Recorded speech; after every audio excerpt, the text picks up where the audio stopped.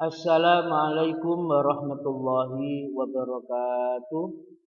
Bismillah, alhamdulillah, la haula wa la quwwata illa billah, amma ba'du. Sabahul khair, sabahun nur. Kaifa halukum? Bi khairin, alhamdulillah.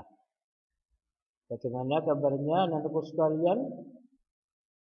Mudah-mudahan kita semua dijadikan oleh Allah sebagai anak yang salihah dan juga sehat lahir dan batin. Baiklah anak-anakku sekalian, kali ini Pak Safirin akan menjelaskan tentang pelajaran akidah akhlak, yaitu bab 3 tentang akhlak yang baik kepada binatang dan tumbuhan. Sebelum Pak Safirin jelaskan lebih lanjut, mari kita awali pembelajaran kali ini dengan membaca doa sebelum belajar. Dengan harapan mudah-mudahan kita selalu diberikan kemudahan oleh Allah untuk menuntut ilmu, tetap semangat, dan juga ilmu kita bisa bermanfaat. Amin Allahumma amin. Mari kita awali dengan doa, yaitu doa sebelum belajar. Wahid isnani salasa. A'udzu billahi minasy syaithanir rajim. Bismillahirrahmanirrahim. Raditu billahi rabbah wa bil islami dinah wa bi Muhammadin sallallahu alaihi wasallam nabiyyan wa rasulah. Rabbi zidni ilman nafi'ah warzuqni fahman thayyiban bi rahmatika ya arhamar rahimin. Amin ya rabbal alamin. Baiklah anak sekalian, sekarang Pak Safirin akan menjelaskan tentang pelajaran akidah akhlak, yaitu bab yang ketiga tentang akhlak yang baik kepada binatang dan tumbuhan. Kita tahu anak-anakku sekalian bahwa Rasulullah diutus oleh Allah pertama kali yaitu tentang akhlak. Sebagaimana hadis Rasulullah, innama bu'istu liutammima makarimal akhlak. Kata Rasulullah, sesungguhnya aku diutus oleh Allah di dunia ini adalah untuk menyempurnakan akhlak. Oleh sebab itu anak-anakku sekalian, kita semua wajib meniru akhlak Rasulullah. Nah, kali ini Pak Safirin akan menjelaskan tentang akhlak yang baik kepada binatang dan tumbuhan. Mungkin kalian tanya, loh Pak, kenapa kepada binatang, kepada tumbuhan kok kita harus berakhlak? Padahal mereka kan bukan manusia. Nah, anak-anakku sekalian perlu diketahui bahwa semua makhluk Allah itu wajib kita hargai, kita hormati. Oleh sebab itu, kita harus berakhlak kepada semua makhluk Allah. Di antaranya yaitu binatang dan juga tumbuhan. Baiklah anak sekalian, sekarang Pak Safirin akan tentang akhlak yang baik kepada tumbuhan. Apa itu anak-anakku sekalian? Yaitu tumbuhan atau lingkungan adalah segala sesuatu yang berada di sekitar kita atau di sekitar manusia. Baik itu binatang, tumbuh-tumbuhan, maupun benda-benda lain yang tidak bernyawa. Alam semesta diciptakan Allah untuk manusia. Oleh sebab itu, manusia wajib yaitu memanfaatkan dan mengolahnya agar lingkungan tidak memberikan dampak buruk, maka lingkungan harus kita rawat dengan baik. Dengan apa? Yaitu dengan cara menjaga lingkungan agar tidak rusak. Apa saja, Pak? Di antaranya yaitu anak-anakku sekalian. Yang pertama yaitu tidak boleh membuang sampah sembarangan. Nah, sampai juga seperti itu. Ketika di sekolah nggak boleh membuang sampah di sembarang tempat. Ketika di rumah juga seperti itu, juga nggak boleh membuang sampah di sungai. Nah, itu adalah cara untuk menjaga agar lingkungan kita tetap baik. Yang kedua yaitu membersihkan lingkungan sekitar kita secara teratur.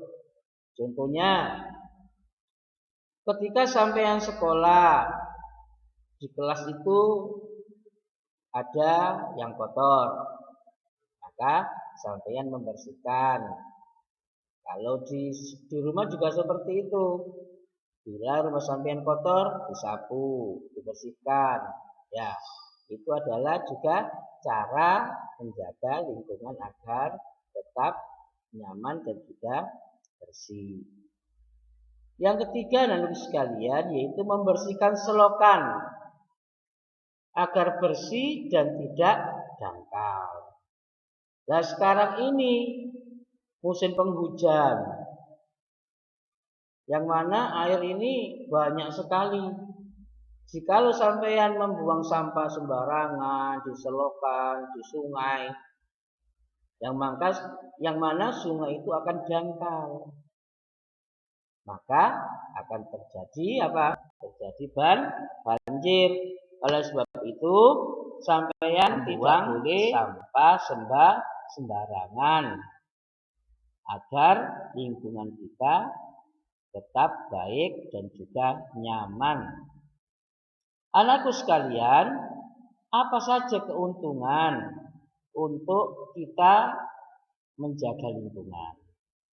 Bapak Sofrin ini menjelaskan, yaitu akhlak baik kepada tanaman, manusia akan mendapatkan manfaatnya di dalam kehidupan.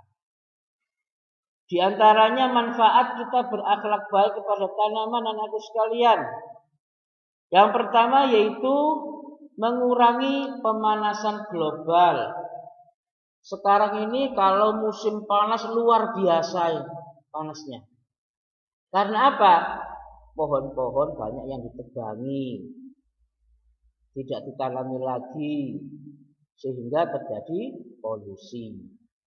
Akhirnya apa? Pewanas ketika musim panas. Yang kedua yaitu mengurangi banjir. Jika tanaman kita banyak, misalnya hutan-hutan itu ditanami pohon-pohon yang banyak, akan bisa menyerap air. Sehingga tidak terjadi kebanjiran ataupun tanah longsor. Lah sekarang ini enggak seperti itu anak-anak. Ketika pohon besar ditebangi tapi tidak ditanam pohon lagi. Sehingga apa? Tidak ada yang menyerap air ketika musim penghujan. Oleh sebab itu sekarang ini banyak sekali bencana alam, ada banjir, ada tanah longsor. Nah, oleh sebab itu kita semua harus menjaga lingkungan kita agar tetap baik dan juga aman. Yang ketiga, anak sekalian, yaitu bisa mengurangi biaya listrik. Nah, ini juga nih. Terus yang keempat, yaitu menurunkan pencemaran lingkungan. Jika banyak pohonan itu udaranya juga segar, tidak ada pencemaran. Yang kelima yaitu meningkatkan kualitas hidup. Yang mana nanti pohon-pohon seperti jati, nah itu kan bisa dimanfaatkan untuk furniture sehingga hasil hutan seperti pohon jati itu bisa dijual dan juga dimanfaatkan. Dan yang keenam anak sekalian yaitu membuat anak lebih mudah belajar. Karena lingkungan nyaman, enak, ya. Sehingga kita semua ini akan lebih mudah untuk belajar. Tidak kesulitan nak belajar, suasananya enak dan nyaman.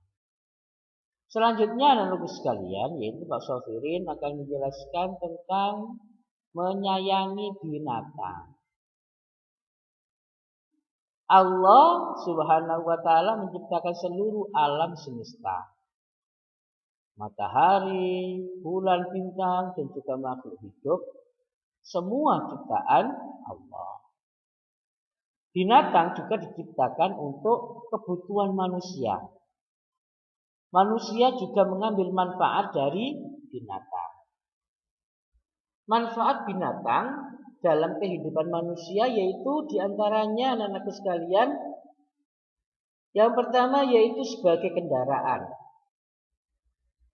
Zaman dulu ketika tidak ada mobil, tidak ada sepeda motor dan juga lain-lain, orang kemana-mana itu seperti naik kuda, terus unta. Nah, itu memanfaatkan binatang untuk kendaraan. Yang kedua yaitu sumber tenaga. Misalnya binatang kita manfaatkan untuk dikonsumsi, maka membuat sumber tenaga bagi kita. Yang ketiga yaitu bahan pakaian.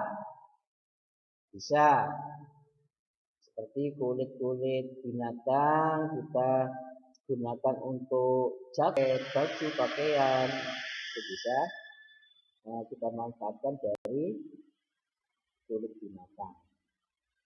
Yang keempat yaitu bahan makanan dan minuman. Ini pasti seperti sapi, itu kita manfaatkan dagingnya.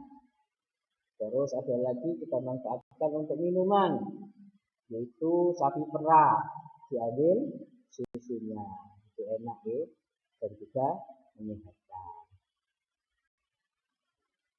Yang kelima yaitu diambil keindahannya. Binatang itu diambil keindahannya. Contoh, misalnya ada seekor kupu-kupu yang cantik, yang indah, itu membuat mata kita itu segar melihat keindahan-keindahan seperti itu. Burung merak itu juga bagus sekali ya, untuk itu hiasan, karena bulunya itu sangat indah. Dan yang keenam yaitu bahan untuk pengembangan ilmu pengetahuan. Nah ini juga penting. Binatang itu bisa digunakan untuk pengembangan ilmu pengetahuan. Biasanya binatang itu dibuat praktek, yang mana praktek itu diambil dari hewan. Nah, dengan praktek hasil dari hewan, maka hasilnya misalnya membuat suatu obat atau penelitian yang lain, maka hasilnya itu bisa kita manfaatkan untuk manusia. Baiklah anak sekalian, selanjutnya yaitu Pak, bagaimana cara kita merawat binatang sehingga binatang itu akan membawa manfaat bagi kita dan juga tidak menyakiti dari hewan itu. Yang pertama yaitu dengan cara merawat binatang dengan baik, misalnya memberi makan dan minum secara teratur. Sampean nggak boleh, misalnya sampean ngingu hewan misalnya, ngingu hewan, tapi hewan ini mah nggak sampean pakani, nggak sampean kasih makan, nggak sampean kasih minum, sehingga sampai mati. Wah, ini dosa. Oleh sebab itu, ketika sampean sudah berniat untuk ngingu hewan, maka sampean harus bertanggung jawab untuk memberi makan dan juga minum yang teratur. Yang kedua, memanfaatkan binatang dengan cara tidak berlebihan. Jadi kita memanfaatkan binatang itu nggak boleh berlebihan. Contohnya, sampean mengendarai kuda, memanfaatkan sebagai kendaraan. Maka kuda itu nggak boleh kalian paksa. Misalnya sampai perjalanan ke Jakarta naik kuda, seakan itu namanya menganiaya. Jadi harus memanfaatkan binatang itu tidak boleh berlebihan. Karena binatang itu juga makhluknya Allah, sehingga kita harus menjaganya dengan baik. Yang ketiga sekalian, yaitu memperlakukan binatang sewajarnya. Misalnya sampean punya ayam jantan, maka sampean nggak boleh ayam itu ditarungkan gitu, nggak boleh. Jadi harus kita perlakukan semestinya. Nggak boleh kita adu, nggak boleh seakan. Ya, malah berdosa menganiaya, itu namanya menganiaya hewan makhluk Allah. Maka kita harus tidak boleh memperlakukan binatang yang berlebihan. Anak-anakku sekalian, dari penjelasan Pak Sofirin di atas, kalian semua harus bisa menjaga lingkungan, menjaga binatang dengan baik. Tidak boleh kita memperlakukan binatang atau bahkan menganiaya binatang, tidak boleh. Jadi kita harus bisa merawat lingkungan kita, menjaga lingkungan kita tetap bersih sehingga kita bisa nyaman untuk belajar. Yang terakhir, anak-anakku sekalian, Pak Sofirin memberikan tugas kepada kalian, yaitu yang pertama, apa pengertian lingkungan.